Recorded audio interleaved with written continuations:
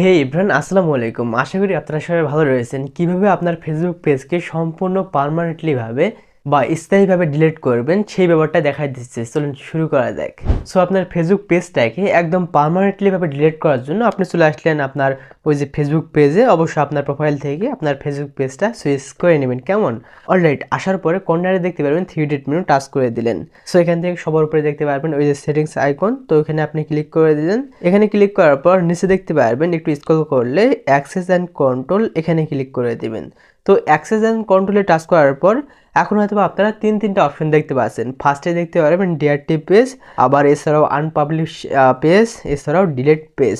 So তিনটা ওয়েতে আপনি আপনার পেজটাকে ডিলিট করতে পারবেন, পাবলিশ করতে পারবেন, আনপাবলিশ করতে পারবেন অ্যান্ড এছাড়াও ডিআরটিভ করতে পারবেন। ডিআরটিভ মানে হচ্ছে আপনি পুনরায় ফেরত আনতে পারবেন, আর আনপাবলিশ মানে হচ্ছে এটাও আপনি ফেরত আনতে পারবেন, আর ডিলিট মানে হচ্ছে এটা কিন্তু একদম পার্মানেন্টলি ভাবে আপনার পেজটা ডিলিট হয়ে যাচ্ছে। সো আমি যেহেতু পেজটাকে ডিলিট করবো, তো সবার নিচে ডিলিট পেজ এটা সিলেক্ট করে দিলাম, সবার নিচে কন্টিনিউ। সো পুনরায় আমাকে কন্টিনিউ দিতে হচ্ছে। নিচে দেখেন কন্টিনিউতে টাচ করার আগে আপনারা হয়তো অনেকগুলো অপশন দেখতে পাচ্ছেন। Save post in your archive, তার মানে হচ্ছে আপনার যদি কোনো পোস্ট ভিডিও আর্কাইভ করে রাখেন সেই সমস্ত পোস্টগুলো অথবা ফটোগুলো আপনি রিকভার করতে পারতেছেন। এমন তো অবস্থায় হয় না, আপনি হয়তো বা অজান্তে বা অকারণেই বিভিন্ন আপনার পেজ থেকে ফটো ডিলিট করছেন, সেই সমস্ত ফটোগুলো কিন্তু এখানে আর্কাইভ হিসাবে জমা থাকবে। এছাড়াও ডাউনলোড হয়তো আপনারা অপশন দেখতে পাচ্ছেন।